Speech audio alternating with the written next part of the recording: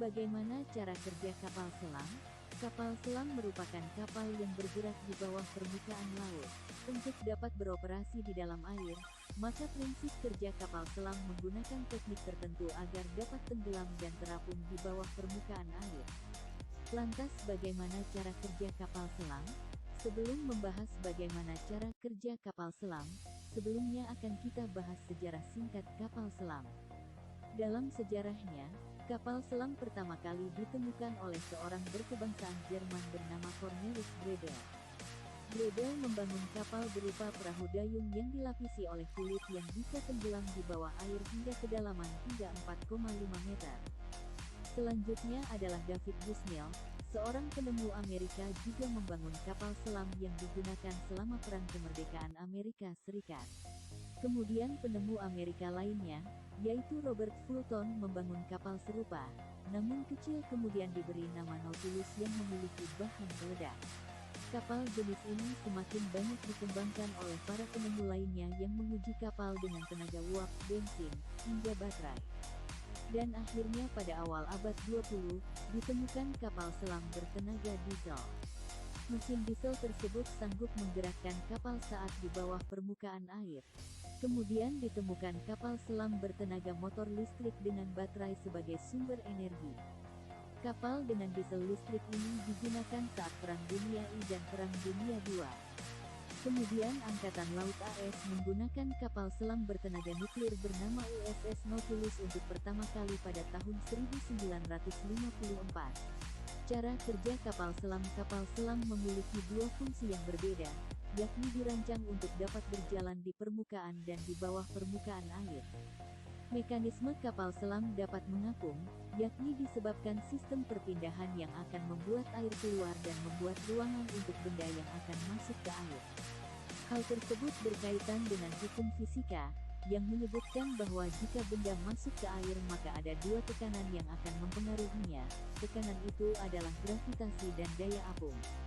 Prinsip kerja kapal selam di bawah air dengan menerapkan hukum Archimedes, yang menyebutkan bahwa suatu benda dapat dikatakan melayang di dalam air jika besar gaya apung benda itu sama dengan berat benda.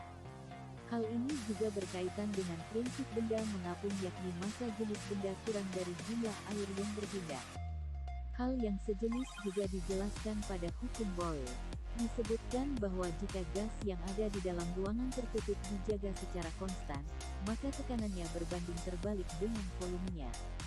Dengan memanfaatkan kedua prinsip tersebut, kapal selam dapat diam, terapung, dan tenggelam dalam air. Cara kerja kapal selam saat posisi terapung adalah ketika udara terkompresi dihembuskan pada tangki pemberat.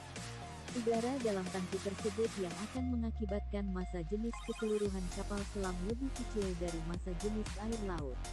Posisi ini mengakibatkan kapal selam memiliki daya apung positif.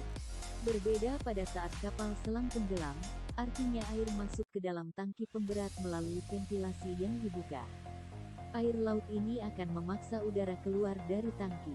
Efeknya massa jenis dari keseluruhan kapal lebih berat dibandingkan massa jenis air laut yang ada di sekitarnya. Kapal selam pun mendapatkan daya apung negatif dan tenggelam atau berada di bawah permukaan air laut. Begini kerja mesin kapal selam bertenaga nuklir dan diesel listrik Angkatan Laut bergantung pada kapal selam yang menjadi bagian terpenting bagi suatu negara. Kemampuannya bergerak di dalam permukaan air membuat kapal selam kerap diandalkan untuk melakukan patroli, pengintaian, hingga perang di lautan. Selain itu, senjata atau sonar mesin merupakan bagian vital dari kapal selam. Mesin mempengaruhi kemampuan kapal selam bermanuver dan bertahan selama menjalankan misi. Mengutip EPA, kapal selam bertenaga nuklir didukung reaktor nuklir. Atom di reaktor nuklir yang terpecah dapat melepaskan energi panas yang digunakan untuk membuat uap bertekanan tinggi. Sementara itu, uap itu nantinya akan memutar turbin penggerak hingga memberikan tenaga untuk memutar baling-baling. Turbin tambahan juga menghasilkan listrik untuk kapal. Saat mendingin dan mengembun, uap yang menjadi air diarahkan kembali melalui sistem untuk memulai prosesnya lagi. Melansir Explain That Stuff, kapal selam pada umumnya menggunakan mesin diesel listrik. Namun, beberapa perusahaan telah berhasil menciptakan kapal selam dengan mesin bertenaga nuklir. Lantas, kapal selam dengan mesin diesel listrik mengandalkan generator listrik untuk menggerakkan baling-baling.